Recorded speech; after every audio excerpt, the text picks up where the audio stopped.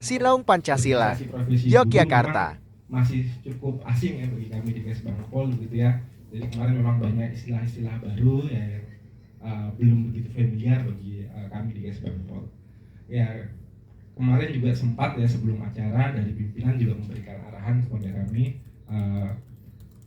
hadirnya Kesbangpol di kegiatan ini untuk lebih banyak belajar.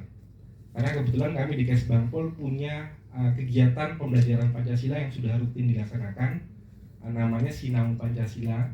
Jadi Sinau ini bahasa Jawa artinya belajar Pancasila. Nah kegiatan ini merupakan manifestasi dari Perda DIY nomor 1 tahun 2022. Jadi kalau Bapak Ibu pernah mendengar bahwa DIY ini merupakan salah satu daerah yang pertama kali memiliki peraturan daerah terkait dengan pendidikan Pancasila, yaitu Perda nomor 1 tahun 2022. Jadi memang kemarin saya ditugaskan ke sini untuk hadir ya, untuk belajar dan kemudian ditugaskan untuk coba apa yang didapatkan dari kegiatan ini kemudian disandingkan dengan aktual pelaksanaan Sinau Pancasila yang sudah dilakukan oleh Kesbangpol. Apakah kemudian ada beberapa permasalahan atau kekurangan dari kegiatan yang sudah dilakukan. Nah, di sini saya mungkin akan sedikit menyampaikan terkait ada 4 poin utama gitu yang saya rasa masih menjadi kekurangan dari Sinau Pancasila hasil dari refleksi yang sudah disampaikan oleh Bapak Ibu selama 2 hari ini. Yang pertama, kegiatan kami ini kebetulan memang secara intensitas itu cukup tinggi. Setahun itu bisa mencapai 72 kali kegiatan. Dan sebagian besar adalah pokir. Jadi memang pokok pikiran dewan. Sehingga kemudian kalau berbicara kegiatannya ada, tapi apakah kemudian dampaknya benar-benar terasa langsung, benar-benar tepat sasaran, itu yang mungkin masih menjadi pertanyaan seperti itu. Karena begitu saya coba mendengarkan ya terkait dengan penyusunan kurikulum ini, ada 4 poin utama yang saya rasa masih menjadi kekurangan utama dari kegiatan yang kami lakukan. Yang pertama, kegiatan yang kami lakukan ini memang sasarannya sangat beragam. Ada yang sasarannya untuk siswa, kemudian ada yang sasarannya untuk organisasi kemasyarakatan, ada yang sasarannya untuk organisasi politik gitu ya. Tetapi muatan materi yang disampaikan itu cenderung pukul rata. Jadi belum ada klasifikasi muatan materi yang disampaikan berdasarkan tingkatan audiens. Jadi mau kamu siswa, mau kamu kader partai politik, yang disampaikan sama. Nah ini tentu tidak efektif. Ini yang pertama untuk koreksi kami. Kemudian yang kedua, muatan materi yang disampaikan kacamatanya lebih ke masa lalu. Jadi perspektifnya lebih banyak disampaikan terkait dengan historis Pancasila, sehingga belum dikontekstualisasikan dengan isu-isu terkini. Makanya saya banyak belajar yang disampaikan bahwa ada isu-isu terkait dengan walaupun ini isunya lebih dunia pendidikan, tapi saya rasa ini juga menjadi isu sosial seperti itu ya, misalnya bullying, kemudian juga ada kekerasan seksual dan sebagainya. Apalagi di Jogja ini punya permasalahan yang mungkin Bapak Ibu sudah sering dengar dan bisa dikatakan itu menjadi identitas Jogja ya. Dan itu belum terselesaikan sampai sekarang. Ada yang namanya masalah kelitih seperti itu. Apa? Kelitih. Kelitih. Apa tuh?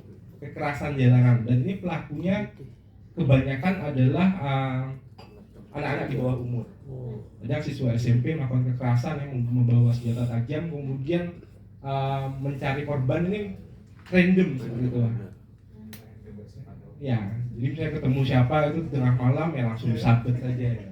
Nah permasalahan ini sudah cukup lama dan bisa dikatakan sampai sekarang masih belum terselesaikan seperti itu. Nah kemudian untuk tadi ya terkait dengan perspektif yang disampaikan lebih ke masa lalu ya, lebih banyak berbicara masalah sejarah Pancasila dan sebagainya. Kemudian juga perspektifnya juga lebih banyak ke militeristik karena kita lebih sering menggunakan narasumber itu dari aparat TNI, Polri dan sebagainya, sehingga kemudian pengertian Pancasila yang disampaikan itu cenderung kaku seperti itu. Kemudian yang ketiga permasalahannya terkait dengan model pembelajaran. Kami punya kegiatan 72 kali dan 72 kalinya dilaksanakan secara klasikal, ceramah seperti itu. Sehingga menurut kami ini juga menjadi kekurangan ya dari kegiatan Sinau Pancasila yang kami lakukan. Kemarin saya juga banyak belajar ya terkait ternyata model-model pembelajaran yang efektif seperti apa gitu ya. Kemudian yang keempat ini mungkin yang paling mendasar ya Bapak Ibu, bahwa ketika kita mengadakan kegiatan membawa embel-embel Pancasila, kita juga harus bisa menjadi teladan.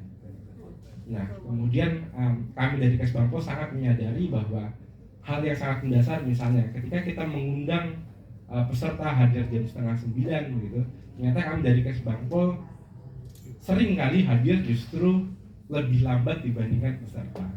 Nah, ini tentu juga menjadi permasalahan bagi kami yang harus segera dievaluasi dan dilakukan perbaikan seperti itu. Jadi memang tugas saya untuk hadir di sini memang lebih banyak untuk mendengarkan. Kalau memberi masukannya peribahasa Jawanya nguyahi segoro, gitu ya. Lagi Bapak Ibu di sini merupakan ahlinya, pakar-pakarnya, gitu ya. Dan saya juga kurang menguasai ya terkait dengan profesi guru dan sebagainya, sistem pendidikan, gitu ya. Sehingga saya lebih banyak belajar di sini, gitu. Nah, terkait dengan yang tadi Pak Idam sampaikan, memang Jogja ini ya termasuk salah satu daerah yang cukup rawan ya terkait dengan masalah intoleransi ya, horizontal ya. Apalagi kalau di DIY ini ada satu wilayah yang bisa dikatakan menjadi ibaratnya apa ya, jalur Gaza gitu ya. Itu di daerah Seturan. Ya, kalau Bapak pernah dengar ada daerah Seturan, di situ sering menjadi medan konflik gitu ya. Khususnya untuk teman-teman dari Indonesia Timur seperti itu.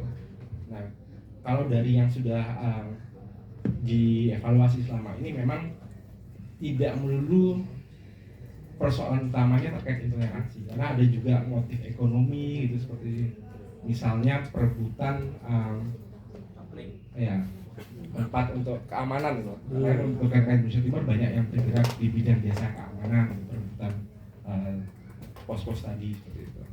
Dan memang kami dari Kesbangpol juga cukup sering ya, selain kegiatan Sinau Pancasila, cukup sering mengadakan kegiatan-kegiatan yang bertujuan untuk membangun kerukunan gitu. Kami juga ada beberapa forum binaan, ada FKUB, kemudian juga forum keagamaan beragama, ada juga forum pembauran kebangsaan, forum pembauran budaya yang memang bertujuan tadi untuk membangun toleransi kerukunan ya, antar umat beragama, antar suku, antar budaya seperti itu.